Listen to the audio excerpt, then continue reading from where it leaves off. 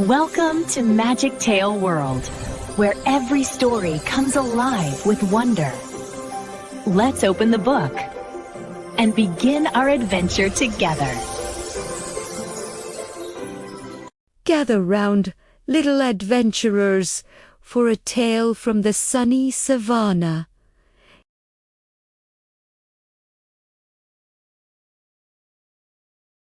He was the king of all the animals, with a roar that could shake the leaves from the trees, and a mane as bright as the sun itself. His mighty paws could cover more ground in one step than you could in 10. Every creature in the jungle respected and feared the great lion. One sunny afternoon, after a very big lunch, the lion was feeling sleepy. He found a shady spot under a big baobab tree, yawned a huge, rumbling yawn that echoed through the plains, and settled down for a nice, long nap.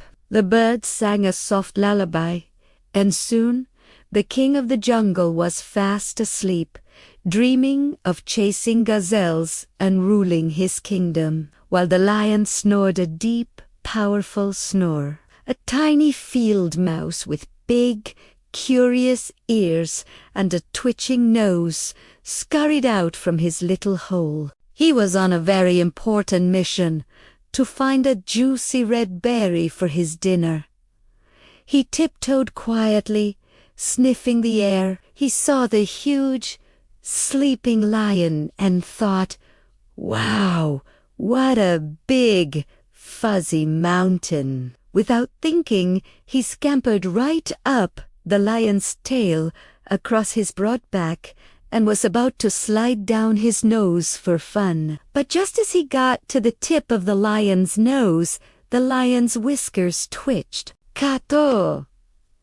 Ooh! The lion let out a giant sneeze that sent the little mouse flying through the air. The mouse landed with a soft thump right between the lion's giant paws. The lion's eyes snapped open. He was very grumpy about being woken up. He looked down and saw the tiny mouse trembling with fear. "Roar!" he bellowed, his voice like thunder.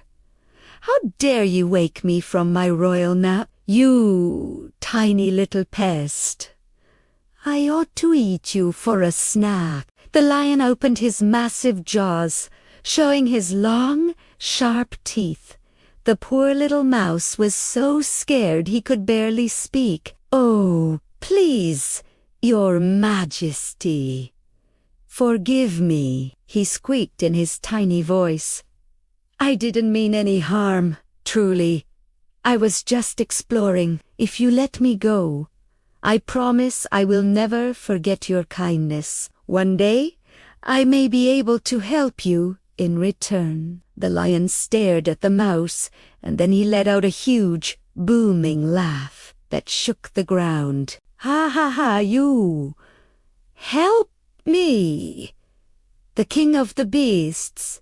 he chuckled. "You are so small. You're hardly even a mouthful. What could you possibly do for me?" The lion thought it was the funniest thing he had ever heard. The idea of this tiny creature helping him was just ridiculous. But the mouse's plea was so sincere, and he looked so small and helpless, that the lion's heart softened. He wasn't really hungry anyway. "All right, little one," the lion said, lifting his giant paw. "Be on your way. But don't you ever disturb my nap again." The mouse squeaked a tiny "thank you, thank you, your majesty," and scurried away as fast as his little legs could carry him, disappearing into the tall grass. The lion just shook his head, chuckled to himself, and went back to sleep. A few weeks went by. The lion roamed his kingdom, and the little mouse went about his daily business, always remembering the lion's mercy. One evening, as the sun was setting, a group of hunters came to the jungle. They set a clever trap made of thick, strong ropes, hoping to catch a big animal. The lion, who was prowling through the jungle looking for his dinner, didn't see the trap hidden in the shadows. He walked right into it. Whoosh! The net of ropes pulled tight, lifting the mighty lion off his feet until he was hanging upside down from a tree branch. He was completely stuck. The lion roared with all his might. He thrashed and struggled, pulling and biting at the ropes, but the trap was too strong.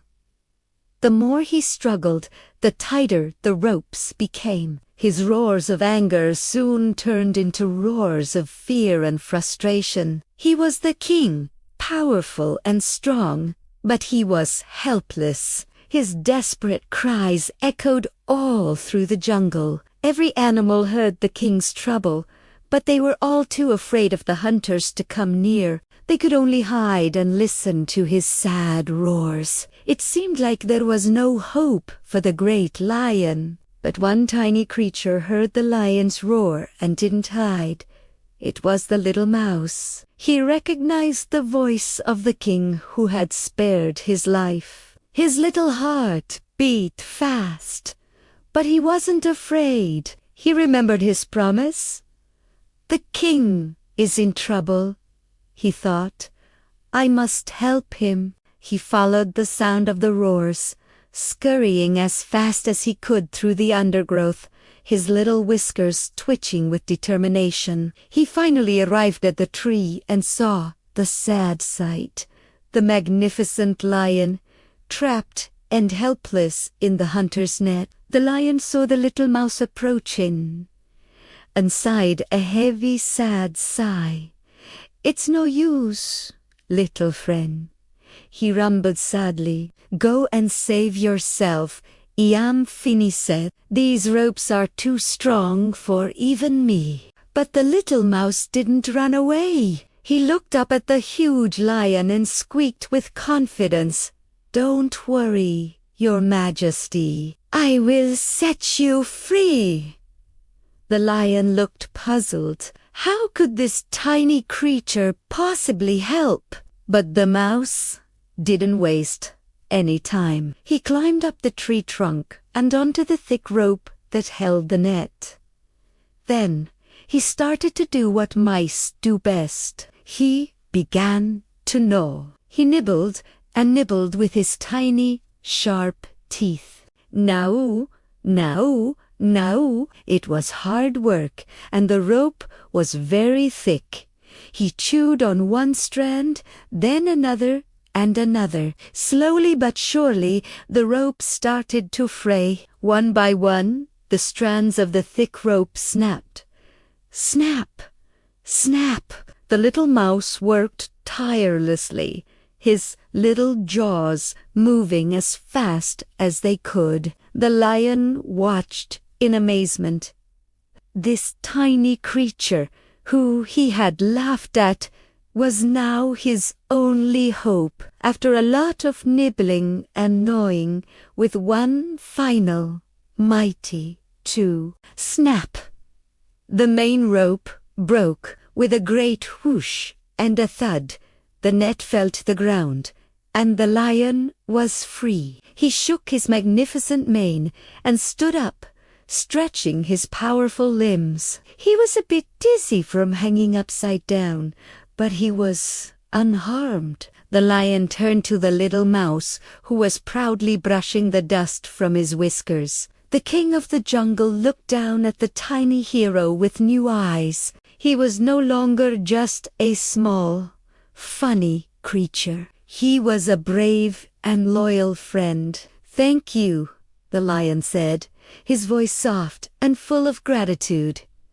You saved my life. I was foolish to laugh at you. I see now that even the smallest of friends can be the greatest of friends. You have proven that kindness is never wasted, and that a promise is a promise, no matter how small the person who makes it.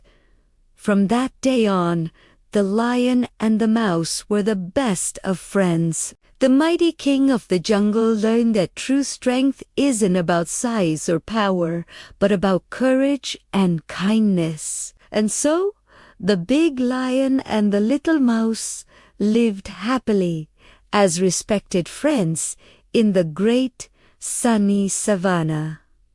What a wonderful story! It shows us that a small act of kindness can make a very big difference. We hope you enjoyed our tale of the lion and the mouse. If you did, don't forget to hit that like button, share this story with your friends, and subscribe to our channel for more amazing adventures and classic tales. Thanks for watching, and we'll see you in the next story. Bye for now.